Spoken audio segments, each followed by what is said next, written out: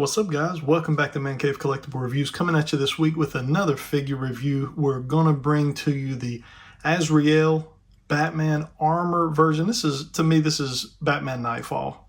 This is the Batman that replaced Batman after Bane broke his back. It was a very cool storyline. If you've not read Batman Knightfall, you need to get out and read that. But that's where this suit of armor came in at, and it's always been one of my favorites, and I do believe probably a fan favorite. And McFarlane Toys decided to bring this to us in the DC Multiverse line. This is one of the gold label collection figures, which we can see here in the top left-hand corner. We can pretty much see everything that this guy comes with, which is really nothing other than his figure stand and a collectible card, which we'll take a look at when we break this guy to packaging. As we spin around to the side, a little more Azrael Batman armor, and then spinning around to the back, some really nice artwork. This looks like it's directly out of the comic book. It may or may not be, I'm not sure, but it does appear to be directly out of the comic book. And then on the other side, just additional logoing, and it does actually reference the Batman Knightfall storyline there. Let's go ahead and crack this guy out of his packaging, see what we got.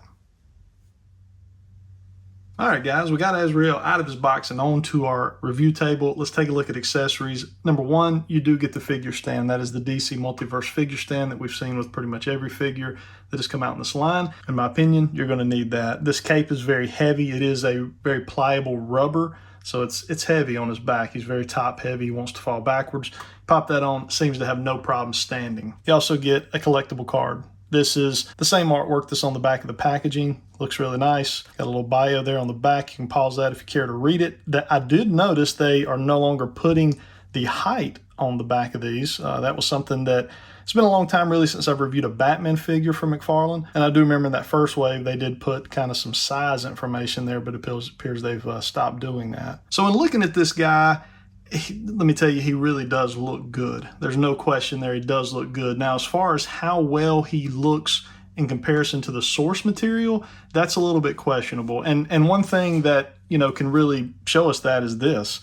You can see here that the blues are definitely darker, the grays are darker, the golds are darker. This really is a different type of gold than what we saw, you know, in the artwork on the comic book. So not everything is, you know, really matching up exactly to the way that it probably was in the comic book, but I think he did a pretty good job. One thing that I do want to do for mine is I would like to paint these fingers into a silver. I've seen some guys do a little bit of custom work on this guy, and I think that really kind of pepped up maybe the look of this. To me, it just comes across a little bit boring with just the lack of paint that the figure has. Again, I do like the figure.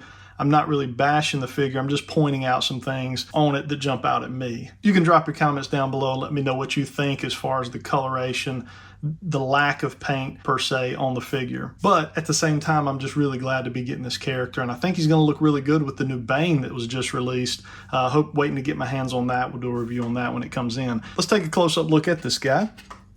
So we'll bring him in here. We'll take a look here. Got a little bit of a bent ear on my bat suit there, but obviously, you know, no mouth there. That's accurate. I got the red eyes. That's accurate. I'm trying to remember if the neck is blue or if it was more of a silver color in the comic book. So I have to go back and look at the source material and see what that neck actually looked like. For some reason, I feel like it kind of had a silverish hue to it versus just being the same color blue, but I could be wrong on that, but we can go back and take a look at that. We do got just some swirled plastic in here. I'm never a big fan of that kind of swirly looking plastic. We see that a lot with Marvel Legends. It does appear we got a little bit of paint here down on the bicep, and a little bit of paint here in the gauntlet area. Coming on down, got those gauntlets. These are soft plastic here, so you're not gonna have to worry about those breaking off or popping off, much like the Mafex one that just come out. Those are harder. I could see those breaking off. You won't have to worry about that here with your McFarlane figure. Hands, no paint on the hands. This is where I do intend to put some silver paint here on the claws of this figure. I think it'll just kind of pep it up a little bit. Same thing over on this side. This appears to have a little bit of paint to it. It's almost as if maybe there's a little bit of like a dark wash maybe into this. It's really hard to tell. I would like to think maybe I'm giving credit where credit is not due, but it definitely appears to be like gold plastic with a tad bit of dark wash to it. White plastic here for the abdominal area. The pouches and all are molded plastic, and same thing for the legs with just that light gray color. Again, these down here are soft plastic, so you're not going to have to worry about them breaking off or anything like that on you. You can see this cape is a very, very soft plastic. Again, very heavy. It's going to really cause your figure to be top heavy, but you're not going to be able to mold it or do anything with it. Pretty much what it's in is what it's in, unless you want to heat it up and, you know, try to melt it to your liking. So in doing a little bit of size comparison for you here, we've got the old Collect and Connect Bane Build-A-Figure, which is one of my favorite Bane figures that's ever been put out. And I think this works. I think this is a suitable Bane for your 7-inch McFarlane Toys Azrael. I think it looks really nice. I do believe this one's probably going to be a little bit smaller, slightly smaller than the Bane that we're going to get from McFarlane. I'll be reviewing that soon, hopefully on the channel. Still a nice setup if this was your display. And then to kind of throw out just kind of a standard 6-inch McFarlane Toys DC Multiverse figure, we got our John Stewart here. You can see Azrael Batman is a bigger figure, which I like. I think he should be a little bit bigger than your typical figure if we go back and kind of look at the source material that he was made from. So I think they did a really good job on this. I like the size comparison here to your standard, I think I said 6-inch, I meant 7-inch, standard 7-inch McFarlane Toys figure. And then if you want to go back to that DC Direct, DC Collectibles Batman, this is the Batman Arkham figure, which was a fantastic line of figures, one of my all-time favorites, and I have quite a bit of them and still working on collecting them. But you can see that that figure line always ran just a hair small in comparison to McFarlane's line anyways.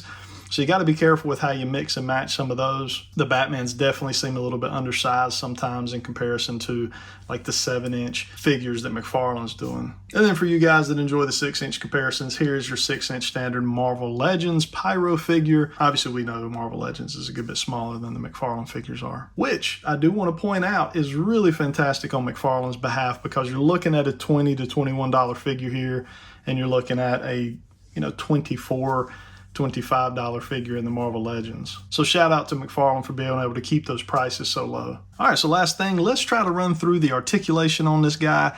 Obviously here on the head, we can get down a good bit. Let's bring this in a little closer. We can get down a good bit on that. We can look up. There is a ball peg in there between the neck and the head, so it gives all kinds of range of motion on this guy. Circling around, no problem. Get the confused look in a big way. Coming out here, we do have butterfly joints. You can see those moving around up under that arm. So a little bit stiff here in the arms. I think that will move more, but it's going to need a little heat. And we know with McFarlane joints, you got to be careful. Going to have to heat that up some. That's about as high as I can get it without really putting some stress on it out of box. And when I do my reviews, just so you guys know, it is always straight out of box. I do not want to really mess with a figure and give you guys a false sense of a figure's capabilities. So, because not everybody heats their figures. So when I do these reviews, if you've watched my channel for many years, I've broken many figures on camera during the articulation portion between NECA, McFarlane, Marvel Legends. I've broken them, and it's due to the fact that I don't do any heat. I want you to see what these guys are like straight out of the box. I think that is really what the company is presenting to us. So I think that's the fair way to review these. Anyways, that's as high as we can get it without doing a lot of stress. We do have a bicep swivel right there at the top. We've got nice double jointed elbows. We got nothing there at the top of the gauntlet. And then down here at the hand, plenty of range of motion there, forward, backwards, up, down, pretty much whatever you want to do. As we move down into the abdominal area, we do have a nice crunch right there at the top of the abdomen. So he can crunch pretty good. Swivel there as well. Another swivel just below the belt there, but it's a little tough. There's a lot of rubber and stuff going on kind of in there. So you can hear that rubber kind of rubbing up against each other. A lot going on in there, so not much we can do with that swivel. Got splits for days there. You do have a slight thigh swivel at the top of that thigh. We got no cut in the upper thigh. We got our double jointed knees there. And then as you come on down, you've got 2 points of articulation there at the ankle, one at the upper ankle, and then one at the lower ankle, I guess we would call it.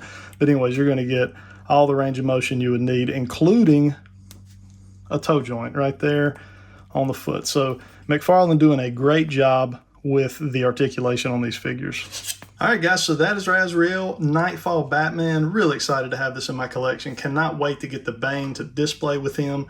I think that's going to be a really nice setup. I just got to figure out which McFarlane Batman I want to have in my collection. If you guys have any suggestions, drop it down below. I'll go out and take a look at them on someone else's reviews, or I'll go Google the image of them. I really just want a really nice classic Batman to go with the Knightfall Batman and the Bane, preferably one that kind of gives the appearance of the Knightfall Batman, since that's one of my all-time favorite storylines in the Batman universe. If you enjoyed this video, guys, hit that like button for me. It helps out the channel. These videos can get out for other people to see. Drop a comment down below. Let me know what you think of this figure. Have you been able to find it? I do believe it's a Walmart exclusive, so it can be a little bit elusive to us all as toy hunters. And then lastly, if you're not subscribed to the channel, hit that subscribe button. Would love to have you as part of the ManCave Collectibles team. I hope everybody has a good rest of your week. Until next time.